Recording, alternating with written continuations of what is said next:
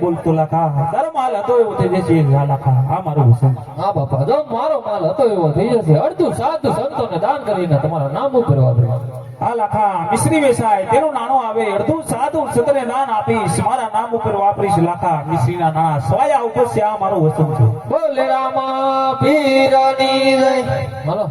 હવે હાથ પડે રે ગઈ ગા વેસી નીકળી જવું છે મિશ્રી મમ્મીને ઘેર મોકલી દે ટિકિટ ભાડું ઓછું દેવું હા તો લઈ જો હાલવા પડ હેલો મિશ્રી જાઓ મિશ્રી